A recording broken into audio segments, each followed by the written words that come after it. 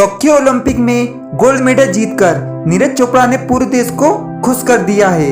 भारत को एथलीट्स में पहला स्वर्ण पदक दिलाया है। लेकिन क्या आप जानते हैं कि नीरज ने जिस भाले को फेंका उसकी कीमत क्या थी, उसका वजन कितना था, किस तकनीक से फेंकने पर वह 87 मीटर से ज्यादा दूरी तक पहुंचा। तकनीक के साथ साथ नीरज चोपड़ा को किस तरह से आर्थिक सपोर्ट मिला ताकि वो प्रैक्टिस कर सके, ज्यादा मेहनत कर सके। तो आइए जानते हैं इस वीडियो में। सबसे पहले बात करते हैं नीरज चोपड़ा के उस भाले की कीमत की जिसे फेंककर उन्होंने देश को एथलीट में स्वर्ण पदक दिलाया है। इस एक भाले की कीमत करीब 1.10 लाख के आसपास है। स्पोर्ट्स अथॉरिटी ऑफ इंडिया के मुताबिक नीरज चोपड़ा के पास ऐसे 4 भाले हैं जिनसे वो लगातार प्रैक्टिस कर रहे थे। इन चारों की कुल कीमत लगभग 4.35 लाख से थोड़ी ज्यादा थी। अब बात करते हैं कि नीरज चोपड़ा के भाले का वजन कितना था जिन्होंने उसे इतनी दूरी तक फेंका। ओलंपिक गेम्स के नियमों के अनुसार भाला फेंक में पुरुषों और महिलाओं के भाले का वजन तय होता है। पुरुष भाला फेंक प्रतियोगिता में भाले की लंबाई कुल 2.6 से लेकर 2.7 मीटर के बीच होती है।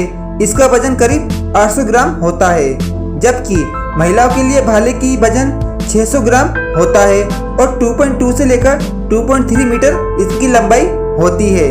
अब बात करेंगे कि नीरज चोपड़ा के ट्रेनिंग और प्रशिक्षण में कितना खर्च किया गया। आइए जानते हैं गाइस। भारतीय और अन्य मीडिया माध्यमों में प्रकाशित खबरों के अनुसार भारत सरकार ने नीरज चोपड़ा की प्रैक्टिस, ट्रेनिंग, ट्रीटमेंट और अन्य सुविधाओं पर 7 करोड़ रुपए खर्च किए हैं। नीरज चोपड़ा पर साल 2016 रियो ओलंपिक के बाद से लेकर अब तक का टारगेट ओलंपिक पोडियम स्कीम के तहत साई ने 52.65 लाख रुपए खर्च किए हैं। वहीं SCTC के तहत 1.29 करोड़ रुपए से ज्यादा इन पर खर्च किए जा चुके हैं।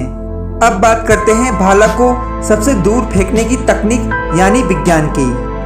किसी भी शारीरिक प्रतियोगिता में भाग लेने के लिए ताकत, क्षमता, सहन शक्ति और ऊर्जा जैसी शारीरिक और मानसिक चीजों की जरूरत तो होती ही है, लेकिन इन सबसे ज्यादा जरूरी है कि उस काम को करने की तकनीक यानी उसके पीछे का विज्ञान। भाले को कैसे फेंका जाए कि वो सबसे ज्यादा दूरी तय करके मेडल दिला सके, आइए जानते हैं। भाला फेंकने के पीछे कुछ खास विज्ञान होता है। इसमें आपकी गति, हवा की गति, दिशा, एरोडायनेमिक्स, फेंकने का एंगल, साथ ही भाले फेंकते समय उसे किस गति पर फेंकना है और कितना एंगल पर इस पर खुद का नियंत्रण रखना है, क्योंकि इनमें से एक भी फैक्टर बिगड़ा तो भाला तय स्थान तक नहीं जा पाएगा। तेजी से भाला फेंकने के लिए 3 स्टेप होती है। पहला, तेजी से दौड़ना और क्रॉसओवर स्टेप, यानी 6 से 10 कदम तेजी से दौड़कर 2-3 कदम क्रॉसओवर स्टेप लेना।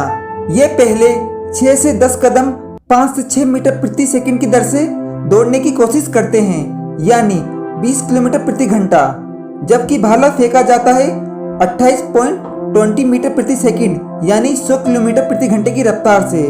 ये गति आखिरी के 2 क्रॉसओवर स्टेप पर मिलती है। सेकंड लास्ट क्रॉसओवर स्टेप को इंपल्स स्टेप कहते हैं। ये मूवमेंट क्रिकेट के फास्ट बॉलर की तरह होती है। इसके बाद आखिरी स्टेप होता है जिसे डिलीवरी स्टेप कहते हैं, जिसमें एथलीट अपने रनअप से बनी गति और ताकत का उपयोग करके भाला को फेंकता है। इससे शरीर की सारी ऊर्जा को हाथों में ट्रांसफर करने का प्रयास किया जाता है ताकि भाला दूर तक जाए, यानी आपके शरीर की ऊर्जा नीचे से ऊपर कंधे तक जाती है। उसके बाद वही ऊर्जा की लहर कुहिनियों की तरफ से होते हुए भाले तक भेजी जाती है। यह तब शुरू होता है जब एथलीट अपने पिछले पैर पर रुकता है, अगला पैर और भाला ऊपर की तरफ उठाता है। भाले की नोक आंखों की सीध में होनी चाहिए। इसके बाद डिलीवरी और रिकवरी मूवमेंट होता है, यानी पहला पैर जमीन पर होता है और शरीर का ऊपरी हिस्सा मूवमेंट कर रहा होता है। एथलीट नीचे झुककर ऊर्जा को संतुलित करके रोकता है। भाला फेंकने के लिए उसका कोण यानी एंगल बहुत जरूरी होना चाहिए। मेडल जीतने के लिए जरूरी है कि भाला फेंकते समय उसका सिर 32 से 36 डिग्री के कोण पर हो। इसमें 3 एंगल का ख्याल रखा जाता है: angle of attack, angle of attitude और angle of velocity. Angle of attack. Angle of attack का मतलब होता है एथलीट के द्वारा तेज दिशा और गति में फेंका गया भाला, यानी सही दिशा और गति है या नहीं, उसके बाद भाले का एंगल सही है या नहीं, यानी 32 से 36 डिग्री के बीच ये भाला है या नहीं। इसे देखने के लिए एथलीट्स एंगल ऑफ एटीट्यूड का उपयोग करते हैं, यानी भाले का जमीन से ओरिएंटेशन कैसे है वह निश्चित ही परफेक्ट होना चाहिए। इसके बाद एथलीट्स इस बात का ख्याल रखते हैं कि एंगल ऑफ वेलोसिटी वेक्टर, यानी भाले की उड़ान मार्ग के दौरान भाले के बीच का मास संतुलन रहता है या नहीं, यानी भाला उड़ान के समय हमेशा किसी कोण पर तो नहीं है, उसका केंद्र 0 डिग्री पर होना चाहिए।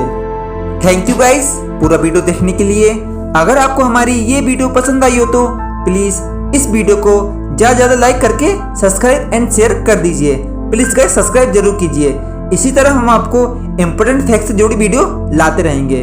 ठीक है guys, love you all. Please guys subscribe जरूर कीजिए।